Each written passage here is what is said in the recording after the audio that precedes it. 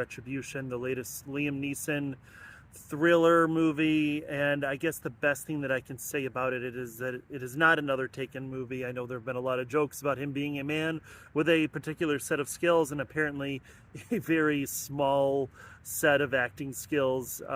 He's had some very particular roles over the last few years, which, hey, he's going to collect paychecks, so I guess good for him.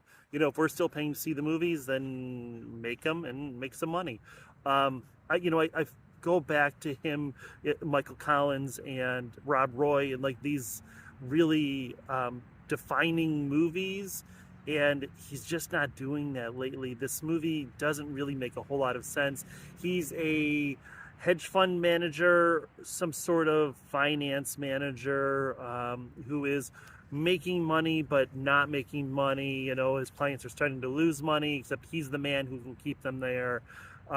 We come into the story at the point where his family, his wife in particular, is starting to realize that the job that her husband has that has made them millions of dollars, and they've been able to live this affluent lifestyle, is also demanding and busy, and maybe he doesn't have the time that she wants for him, and where all of that is going. And that's the problem, is that as Liam Neeson is driving around, where this movie is going the whole time. Except when it makes zero sense. So the basic idea is that there's a terrorist who is planting bombs. How? It's just basically explained with the dark web, right? There's as much explanation as to how this all happens. And so, on this particular day, Liam Neeson is going to be the target. And also, by happenstance, the kids this is the one day that he's taking them to school because his wife has to go meet a friend. And it's all just very contrived. You can see exactly where this movie is going. You can see where the plot points are going to be. The few things that I think are kind of a surprise is there's this police chase as finally the police in Berlin figure out his car and how to track him, and they're chasing him, except every time they try to lock him down, they leave a lane completely open for him to go. And so it's sort of like a phone booth with Colin Farrell, where you're trapped in this time capsule, but I guess also kind of like Speed, where if the car stops, but in this case, if they get out of the car, I know it doesn't really make a lot of sense. At any point, he's got his kids in the car. They could have slowed down and the kids could have jumped out of the car, and never explains how the terrorist is able to track his every movement, see everything that he's doing, monitor every phone call.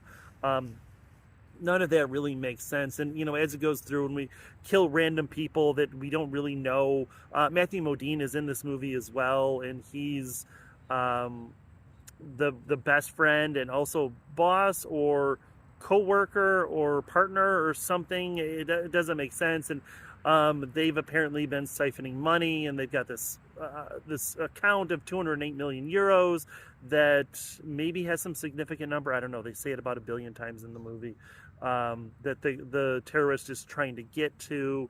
And I think what we're supposed to be doing is trying to figure out who it is and what's going on. There is a moment where finally Liam Neeson is like, fuck you, and I'm coming to you. You're no longer in control. And that's, I guess, the most Taken moment of the whole film.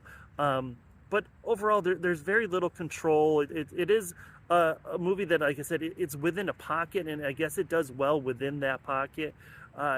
There's so many head-scratching moments. There's so many things that make no sense.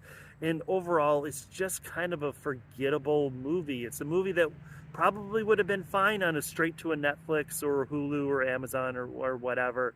But yeah, it's not a movie that I would recommend. So, I guess here we go. See it, stream it, or skip it. Skip it. Just, if you don't see this, then you're not going to miss anything. If you've got nothing else to do and it's on a streaming service near you and you enjoy Liam Neeson enough, then go ahead. Oh, I do want to say, though, Liam Neeson at 71, right?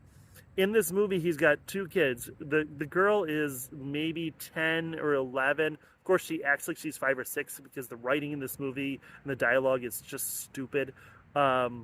the oldest, the son, is maybe 16. Liam Neeson is 71. His wife in the movie, who's played by an actress, I don't remember her name currently.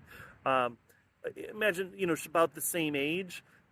Way too old to have kids that young. Way too old to have believable kids that young.